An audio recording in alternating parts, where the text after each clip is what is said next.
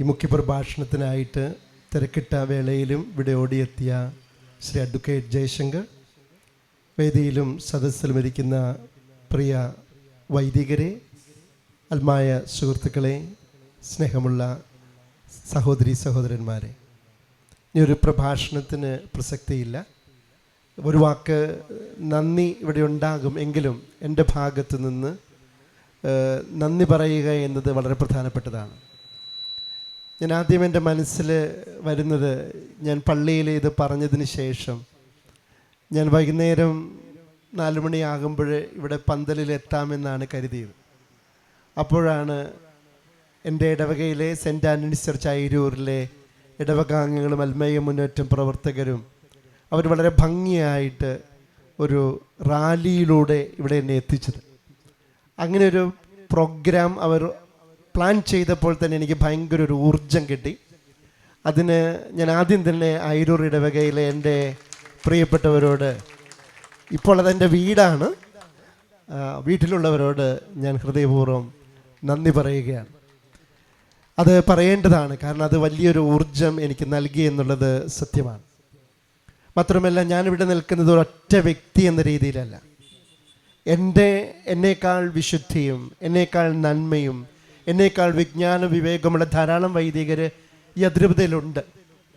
പക്ഷേ ഈ ഉത്തരവാദിത്തം ഒരു പൊതു നന്മയ്ക്ക് വേണ്ടി ഏറ്റെടുക്കുവാനായിട്ട് ഞാൻ നിയോഗിക്കപ്പെട്ടപ്പോൾ അത് ഞാൻ സന്മനസ്സോടെ ഏറ്റെടുക്കുകയായിരുന്നു. കാരണം ഞാൻ എനിക്ക് വേണ്ടിയിട്ട് മാത്രമല്ല, ഈ അതിരൂപത സമൂഹത്തെ പ്രതിനിധീകരിച്ച് ഇവിടുത്തെ എല്ലാ വൈദികരെയും സന്യസ്തരെയും അൽമായരെയും പ്രതിനിധീകരിച്ചാണ് ഞാനിവിടെ ആയിരിക്കുന്നത്. അതുകൊണ്ട് ജയശങ്കർ സാർ പറഞ്ഞതുപോലെ എൻ്റെ ധാർമ്മിക ശക്തി രൂപപ്പെട്ടു വരുന്നതും ശക്തിപ്പെടുന്നതും ഇവിടെ എന്നേക്കാൾ കൂടുതൽ ധാർമ്മിക ബലമുള്ളവർ, സദാചാരമായ നിലപാടുകളുള്ളവർ ഇവിടെ ഉള്ളതുകൊണ്ട് ഈ നിരാഹാര പ്രാർത്ഥനാ യജ്ഞം വിജയിക്കുമെന്ന് എനിക്കൊരു ഉറപ്പുണ്ട്. ആ ഉറപ്പിലാണ് ഞാനിവിടെ നിൽക്കുന്നത്. ഞാൻ വളരെ ശ്രദ്ധിച്ചൊരു കാര്യം, പഴയ നിയമത്തിൽ നിന്ന് വ്യത്യസ്തമായിട്ട് യേശു ചെയ്ത അത്ഭുതം എന്തെന്ന് അഡ്വക്കേറ്റ് ജയശങ്കർ പറഞ്ഞപ്പോൾ ഞായറാഴ്ചയിലെ സുവിശേഷത്തിൽ അത് വ്യക്തമായിട്ടുണ്ട്. യേശു തൻ്റെ ദൗത്യം ആരംഭിക്കുന്നതിന് മുൻപ് യേശയ്യാ പ്രവാചകൻ്റെ പുസ്തകത്തിൽ നിന്ന് എടുത്ത് വായിക്കുമ്പോൾ ആ പുസ്തകത്തിൽ കിടക്കുന്നുണ്ട് ബന്ധിതർക്ക് മോചനവും അടിച്ചമർത്തപ്പെട്ടവർക്ക് സ്വാതന്ത്ര്യവും കർത്താവിന് സ്വീകാര്യമായ വത്സരവും പ്രതികാരത്തിൻ്റെ ദിനവും പ്രഖ്യാപിക്കുവാൻ ഇതാ ഞാൻ വന്നിരിക്കുന്നു എന്ന്. യേശു ബോധപൂർവം പഴയ നിയമത്തിലെ പ്രതികാരത്തിൻ്റെ ദിനം എന്നുള്ളത് ഒഴിവാക്കി കർത്താവിൻ്റെ വത്സരം പ്രഖ്യാപിക്കാൻ വന്നിരിക്കുന്നു എന്ന് തിരുത്തി വായിച്ചു. അതാണ് സത്യം, അതാണ് യേശുവിൻ്റെ അത്ഭുതവും. ഈ പ്രതികാര ചിന്തകൾ ഒരു സമൂഹത്തിൽ രൂപപ്പെട്ടു വരുമ്പോൾ, അങ്ങനെ പ്രതികാരത്തിൻ്റെ വഴികൾ തേടുന്നവർ യേശുവിൻ്റെ പാതയിലൂടെ നടക്കുന്നു എന്ന് നടിക്കുന്നവരാകുമ്പോൾ നമുക്കതിൽ കൂടുതൽ വേദനയുണ്ടാകുന്നുണ്ട്. അതുകൊണ്ട് ഞാനിവിടെ നിരാഹാര പ്രാർത്ഥനയജ്ഞം ഈ അതിരൂപതയിലെ വൈദികരെ പ്രതിനിധീകരിച്ചും ജനങ്ങളെ പ്രതിനിധീകരിച്ചും സന്യസ്തരെ പ്രതിനിധീകരിച്ചും നടത്തുമ്പോൾ തീർച്ചയായിട്ടും യാതൊരു പ്രതികാര ചിന്തയും അധികാര ദുർവിനിയോഗം നടത്തുന്നവരോടില്ല. പക്ഷേ അധികാര ദുർവിനിയോഗം നടത്തുന്നവർ ആ പാത ഉപേക്ഷിക്കണമെന്നുള്ള ഒരു കരച്ചിലാണ് ഈ അതിരൂപതയ്ക്ക് വേണ്ടി ഇവിടെ നടത്തുക. ഒരു ചെറുപ്പക്കാരനായ വൈദികൻ ജിയോ മാടപ്പാടിനെ ഉദ്ധരിക്കാൻ ആഗ്രഹിക്കുകയാണ്. കാഞ്ഞൂർ ഇടവക്കാരൻ, അദ്ദേഹം ഇപ്പോൾ റോമിൽ പഠിക്കുകയാണ്. അദ്ദേഹം കഴിഞ്ഞ ദിവസം സുന്ദരമായ ഒരു ചെറിയൊരു റൈറ്റപ്പ് ഇട്ടു. അദ്ദേഹം എഴുതിയത് ഇതാണ്: മാർപ്പാപ്പ ജൂബിലി വർഷം പ്രഖ്യാപിക്കുകയാണ്. എല്ലാ വർഷവും ജൂബിലി വർഷം പ്രഖ്യാപിക്കുമ്പോൾ, കാഹളം ഊതുമ്പോൾ അടിച്ചമർത്തപ്പെട്ടവർക്ക് സ്വാതന്ത്ര്യമാണ് കൊടുക്കുന്നത്.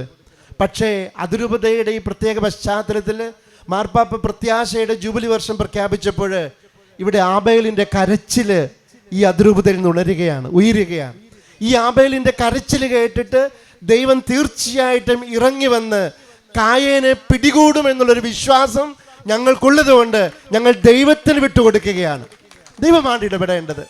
നമ്മുടെ മാനുഷിക ശക്തി കൊണ്ടൊന്നും ഇത് പോകത്തില്ല. പക്ഷേ യേശു ഇടയ്ക്ക് പറഞ്ഞു, പ്രാർത്ഥന കൊണ്ടും ഉപവാസം കൊണ്ടുമേ ഇങ്ങനെയുള്ള തിന്മയുടെ ശക്തികൾ പുറത്തു പോവുകയുള്ളൂ എന്ന്. അതുകൊണ്ട് അങ്ങനെയുള്ള തിന്മയുടെ ശക്തികൾ ആരെയെങ്കിലും ആവസിച്ചിട്ടുണ്ടെങ്കിൽ അത് ഒരു പൈശാചികമായ ഭാവത്തിലേക്ക് പതുക്കെ പതുക്കെ നീങ്ങുന്നതായിട്ട് ഞങ്ങൾക്ക് തോന്നുന്നത് കൊണ്ട് ആ ശക്തിയെ നേരിടാൻ ആവശ്യമായിരിക്കുന്നത് ധാർമ്മിക ശക്തി തന്നെയാണ്. അത് ഇവിടെ കൂടിയിരിക്കുന്നവരുടെ സാന്നിധ്യം നൽകുന്ന ഒരു ശക്തിയാണ്. അപ്പം നിങ്ങളുടെ എല്ലാവരുടെയും ഉള്ളിലുള്ള ആ ധാർമ്മികമായ ബോധം ഈ ഒരു ഞാൻ നിരാഹാരം അനുഷ്ഠിക്കുക എന്നിലേക്ക് നിങ്ങളുടെ സാന്നിധ്യം കൊണ്ട് നിങ്ങൾ പ്രവഹിപ്പിക്കുമ്പോൾ ഞാൻ കൂടുതൽ കരുത്ത് നേടുകയാണ്, ഞാനും വിശുദ്ധീകരിക്കപ്പെടുകയാണ്. ഞാൻ പറഞ്ഞാൽ എന്നേക്കാൾ നല്ലവരായ എത്രയോ മനുഷ്യർ ഈ നാട്ടിലുണ്ട്, അതിരൂപതയിലുണ്ട്, വൈദികരായിട്ടുണ്ട്. പക്ഷേ ഞാൻ വിശുദ്ധനായതുകൊണ്ടോ ഏറ്റവും വലിയ ധാർമ്മിക ബോധമുള്ള ആളായതുകൊണ്ടല്ല ഇവിടെ ഇരിക്കുന്നത്. ദൈവത്തിന് പ്രവർത്തിക്കാൻ ബലഹീനത ആവശ്യമാണ്. പൗലോസ്ലീഹ പറഞ്ഞതുപോലെ ബലഹീനതയിലാണ് ദൈവത്തിൻ്റെ ശക്തി പ്രകടമാകുന്നത്. ബലഹീനനായ എന്നിലൂടെ ദൈവത്തിൻ്റെ ശക്തി പ്രകടമായി ഈ അതിരൂപതയിൽ ശാന്തിയും സമാധാനവും ഞങ്ങൾക്ക് സ്വസ്ഥമായിട്ട് കിടന്നുറങ്ങാൻ പറ്റുന്ന ദിനങ്ങളുണ്ടാകട്ടെ. സ്വസ്ഥമായിട്ട് കിടന്നുറങ്ങുക എന്ന ദിനങ്ങൾ എന്ന് പറയുന്നത് പ്രവർത്തിക്കാത്ത ദിനങ്ങളല്ല, ശാന്തിയുടെ, സമാധാനത്തിൻ്റെ, സന്തോഷത്തിൻ്റെ, സ്നേഹത്തിൻ്റെ ദിനങ്ങൾ ഈ അതിരൂപതയിൽ ഉണ്ടാകും എന്നുള്ള പ്രതീക്ഷ ഞങ്ങൾക്കുണ്ട്. തീർച്ചയായിട്ടും ഞങ്ങൾ സീറോ മലബാർ സിനഡിനെയോ മെത്രാന്മാരെയോ ശത്രുപക്ഷത്ത് നിർത്തുന്നില്ല. അവരും ഞങ്ങളുടെ സഹോദരങ്ങൾ തന്നെയാണ്. പക്ഷേ ഈ സഹോദരങ്ങൾ കായേനെ പോലെ കണ്ണു തുറക്കാതെ ഇങ്ങനെ പെരുമാറുന്നത് കാണുമ്പോഴുള്ളൊരു വേദന, ഞങ്ങളുടെ ഈ കരച്ചില്, ഈ ആബേലിൻ്റെ കരച്ചില് കേൾക്കാൻ ഇനിയും നിങ്ങൾ കണ്ണു തുറക്കണമെന്നാണ് ഞങ്ങളുടെ പ്രാർത്ഥന. ഈ ദിവസം, ഇന്ത്യൻ ദിവസം, വാട്സപ്പിൽ ഈ കേരളത്തിലെ സന്യാസ സഭകളുടെ ഒരു അഭ്യർത്ഥന, മെത്രാന്മാർക്കുള്ള അഭ്യർത്ഥന വായിച്ചു. അവർ പറഞ്ഞു, ഞങ്ങൾ 2021 നിങ്ങളോട് പറഞ്ഞു, കോവിഡ് കാലത്ത് എടുക്കേണ്ട ഒരു തീരുമാനമല്ല ഈ ആചാരപരമായ റൂബ്രിക്സിനെ കുറിച്ചുള്ള കാര്യം. യേശു എന്തായിരിക്കും കോവിഡ് കാലത്ത് ചിന്തിക്കുന്നത് ഈ ജനത്തെക്കുറിച്ച്? അത് നിങ്ങൾ ചിന്തിക്കൂ. ഈ ജനത്തിന് എന്ത് ചെയ്തു കൊടുക്കണമെന്ന് ചിന്തിക്കൂ. വീണ്ടും ഞങ്ങൾ 2022 നിങ്ങളോട് അഭ്യർത്ഥിച്ചു, നിങ്ങൾ കലഹമുണ്ടാക്കരുത്, കലാപം സൃഷ്ടിക്കരുത്. ഇതൊരു അതിരൂപതയുടെ പ്രശ്നമല്ല, ഇത് നാടിൻ്റെ പ്രശ്നമാണ്, സഭയുടെ, ആഗോള സഭയുടെ പ്രശ്നമാണ്. നിങ്ങൾ കേട്ടില്ല. ഇപ്പോഴും ഞങ്ങൾ അഭ്യർത്ഥിക്കുന്നു, നിങ്ങൾ ആ സമവായത്തിലേക്ക് തിരിച്ചു വരൂ. അതെങ്കിലും നിങ്ങൾ ഏറ്റെടുക്കൂ. 2024 ജൂലൈ മാസത്തിൽ ഉണ്ടാക്കിയ സമവായത്തിൽ അന്ന് വൈദികരും അൽമായരും പൂർണ്ണമായിട്ടും അവർക്ക് മനസ്സില്ലായിരുന്നെങ്കിലും ഈ പ്രശ്നം തീരണമെന്ന് ആഗ്രഹിച്ചുകൊണ്ട് ഒരു സമവായത്തിന് തയ്യാറായി. ഞായറാഴ്ചകളിലും കടമുള്ള തിരുനാളുകളിലും ഈ നിർദ്ദേശിക്കപ്പെട്ട കുർബാന ഞങ്ങൾക്ക് ഹൃദയത്തിൽ താല്പര്യമില്ലെങ്കിലും ചേർത്ത് വയ്ക്കുന്നില്ലെങ്കിലും ഒരു സമൂഹത്തിൻ്റെ പൊതുനന്മയെ കരുതി ഞങ്ങൾ വിട്ടുവീഴ്ചയ്ക്ക് തയ്യാറാണെന്ന് പറഞ്ഞ് ഞങ്ങൾ ആ വിട്ടുവീഴ്ച ചെയ്തു തുടങ്ങിയപ്പോൾ നിങ്ങളതിൽ നിന്ന് പിന്മാറി. ആ പിന്മാറ്റം ഞങ്ങളെല്ലാവരെയും വളരെയധികം നിരാശരാക്കി. എന്നാൽ ഈ വർഷം മാർപ്പാപ്പ പറഞ്ഞു, പ്രത്യാശ നമ്മളെ നിരാശരാക്കുന്നില്ല. അതുകൊണ്ട് ഞങ്ങൾ അതിരൂപതയുടെ വൈദികരും ജനവും സന്യസ്തരും പ്രത്യാശയുടെ തീർത്ഥാടകരാണ്. ഞങ്ങളുടെ ക്ലേശങ്ങൾ ഞങ്ങളെ സഹനശീലമുള്ളവരാക്കും, ഞങ്ങളുടെ സഹനശീലം ഞങ്ങളെ ആത്മധൈര്യമുള്ളവരാക്കും, ഞങ്ങളുടെ ആത്മധൈര്യം ഞങ്ങളെ പ്രത്യാശയുള്ളവരാക്കും.